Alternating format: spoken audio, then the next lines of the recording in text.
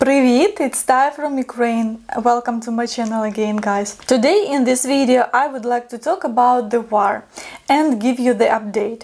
I understand that war actually tendency is going down in your news. I would also like to answer some of the questions that I receive and to explain the situation to similar countries. Probably you're like, I don't care what's going on. So recently we had the anniversary, 24th of February, 2 years ago. Russia started the full-scale war, but I will remind you that the war is going 10 years in Ukraine right now. 24th of February, it's not a random day. Actually, it is the day of a defender of the fatherland. It's a national holiday in Russia, and it used to be in Ukraine. We celebrated it too.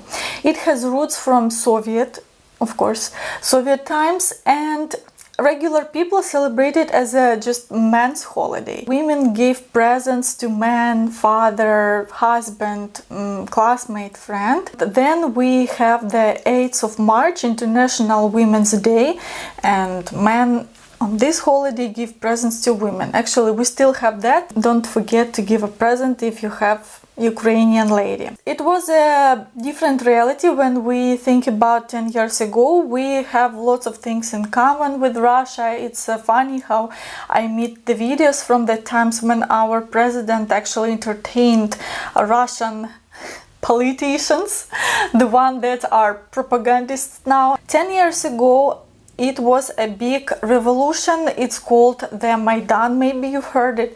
Also, there is a documentary on Netflix that I recommend you to watch to understand.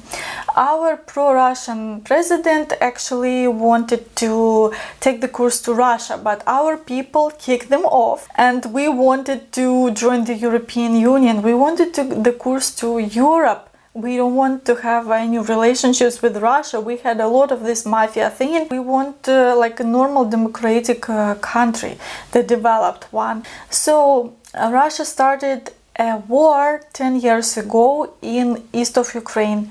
People call it Donbass, but it's two big cities of Ukraine, Donetsk and Luhansk, where the war has started. I actually was born in Donetsk and I moved to Kiev when I was 7, so I don't really remember much from my childhood, but my parents and my grandparents spent a lot of time over there. They worked there, but that's where their youth was going, so they have lots of friends, and we also have relatives from that area. Also, the Crimea was also taken. Russian propaganda says that there was a democratic elections, but do you believe that it was? I will remind you how Ukraine joined Soviet Union. They just took away all of our food. People were traveling from village to another for food. People ate actually people. People also ate the whole grass, insects and so on. And that's how they force us to do that. No democratic elections. Russia still do not understand it was a genocide against Ukrainian people. They don't take any responsibility. Hopefully more and more countries every day see this and accept it. Soviet times were hungry. They punished our opinion that we want to be different, we want to support, our roots, Ukrainian language and culture. If you were different, you could send to Siberia. I have the interview with my father, and that's how his parents, my grandparents, met, because they were both from Western Ukraine and they met in Siberia. Yes, romantic story. Is there still a war? Maybe it's a fake war. Maybe, like Russian propaganda says, we are, that developed in IT, and you can do a lot of things right now with the computer, with technologies. However, it is real war. Unfortunately, it is. And I believe that all Ukrainians have at least one person they know who have died at the front line. Everyone was affected by this war. Everyone got a depression. Your life has changed. Your future now is different, unpredictable. You just live thinking about it as a last day, you don't know what can happen. Here are the photos of the recent air attack, rocket attack in Odessa. And this may not be shown every time we have the rocket attack, because it happens almost every day.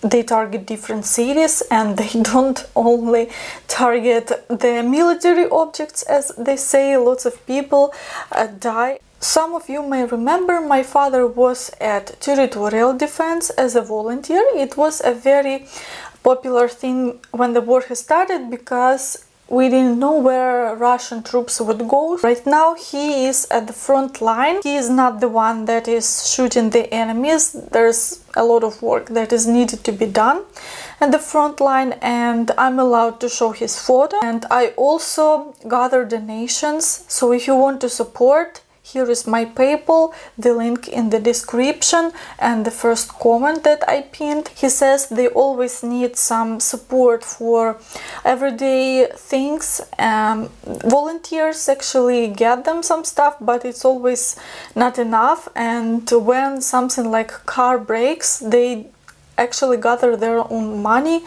to fix this. So we will be very thankful if you will be able to support. Next thing I want to explain about the money, because since I asked for donations, I also receive from time to time, where are my money, my tax money are going to Ukraine. We send you a lot of them. Every regular Ukrainian, including me, have never seen any of those money. Right now we have a lot of internally displaced people. They receive some kind of support. Just to give you idea, as far as I remember, they could get a one-time payment as 6,000 Ukrainian hryvnia, which is around $150. And then you can get 2,000, which is $50 per adult, and 3,000, it's around $130 per child. So imagine your whole city has wiped. Some of your relatives, you lost them, they died, you are alone or with a family, or maybe you have a better scenario. Your city was not wiped, but it's very close to front line, to Russian border, and they can come, any minute basically now. So you have to move to another area in Ukraine, to a safer one.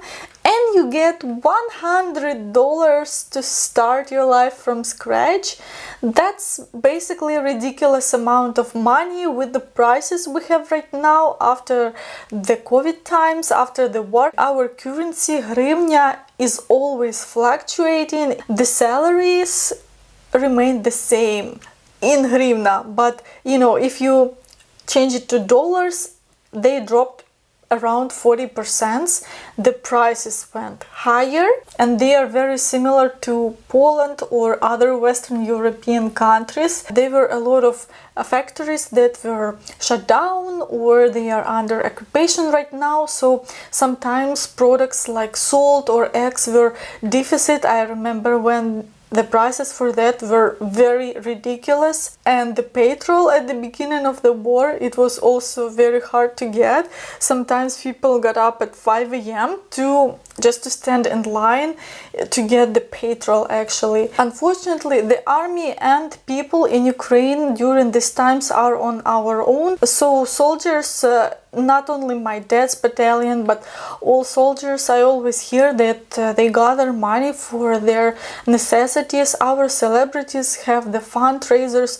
There are always people who gather money for something, for drone, for car, for summer clothes, for winter clothes, and the whole country we are helping the army the way we can. Why not all men are at war? Why people are celebrating something and live their life? I'm not that good at history, but tell me in comments if you know about any war in the whole human history, that when there is a war, actually the whole country stops and all people do something for the war. Men are fighting, women are, I don't know, producing something, cooking and so on. I think there is no war like this, and you have to understand, if all men, even partially women go to war, then the country will die. And especially if you don't have any necessary skills, you will probably die ASAP. So there's no point, to die this fast. The country needs to keep the economy running, to get taxes, and some men have their major. They are maybe doctors, IT specialists, engineers, and so on. And we need to continue keep the country, having life. I see a lot of videos from soldiers, what are their opinions, and they say that we are happy that people have their life, they celebrate something, they can rest. When soldiers come back from the front line, they have some kind of days off. They don't stay at home to mourn something and to sleep. They go to restaurants. That's what I see, and I know these people. They go to restaurants to have some fun, to visit their family. If there's birthday, they are willing to join that celebration. I know people who are getting married during this time. People give birth. People go to work. Imagine you have a sleepless night, and then next day you just go to work as nothing has happened. You hear attacks, bombings, you always follow your phone when the air attack will finish or not. You sleep at the corridor, at the mattress, or at the shelter, which is dusty, and you bring your own sheets and mattress there, and then next day you go to work. These are my heroes, and actually people do this. People live their own life. What about women? Why not women go to the war? There are a lot of women actually who also participate at the war. They're either fighting at the battle or they are doctors, but I also heard such opinion from the soldier that he says we don't need women at the war if you don't know what to do here, because I will be distracted. Me as a man, I will think of you to save you. I will not think about the enemy, and we don't need people who cannot think what to do at the attack itself. Also, I will remind you that men in Ukraine are not allowed to leave the country from 18 to 60 years old, and recently there were a lot of discussions about that because more and more men try to leave the country. So Romania is our neighbor country, and we have a river that is kind of like at the border between our countries, and there are a lot of men who try to cross the river illegally, but unfortunately without any luck, and police find their dead bodies. The anger of Ukrainian people is that a lot of politicians, they are at their comfortable position, at the warm chair, while regular people are fighting, and they leave their kids, especially their sons, they just took them abroad, and they are happily living their life over there. And also a year ago in summer there were a lot of talk about the nuclear attack. People got panicked and bought a lot of medicine, lots of pills. Pharmacists made some kind of advertisement, the paper, we don't have these pills anymore. And I even got the gas mask and a respirator. People, are ready now for everything. So why are we fighting with our brothers? Why can't you live in peace? Well, the simple answer is you can't live in peace with someone who attacked you. So you have to defend yourself. Furthermore, Russia still can't accept the fact that we want to be, our people want to live differently than their country. We don't want to have any Soviet Union #2. We don't want to live like Belarus. It's actually a good example. Do you know that this country exists? Do you know that there is a Belarusian language? They have their dictator president that is the same as Putin. He's been on chair for 20 or more years. We want to show the whole world that we are independent country and no one can tell us what to do with our country. Also, we would like to say that a lot of things Russia has stolen from us, culturally and historically. For example, borscht, historically it's Ukrainian, and it's not Polish and not other Slavic countries. It's important for us because then we can be seen as a different independent country, not like, oh, Eastern Europe equals to everyone is Russian. Maybe you know about the Kiev Rus country. It's an old Slavic country, first actually country in Eastern Europe that combined parts of few Slavic countries,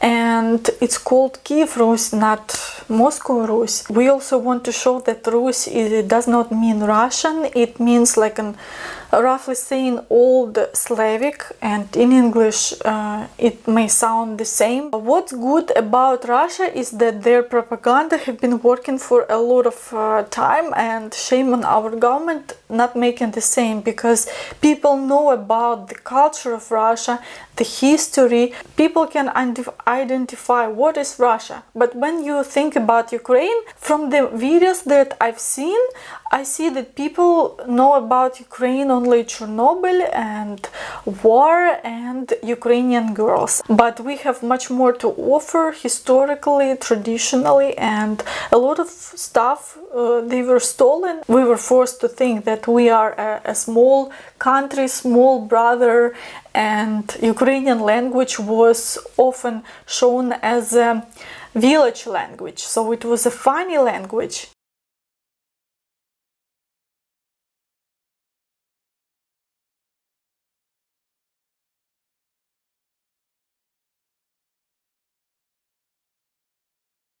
I hope this video was interesting and also very informative for you. Thank you for watching, and also open discussions and comments. I'm waiting for it. Your comments help to promote my channel. Thank you. Subscribe, put a like button, and find me on social media. See you in my next episode. Bye.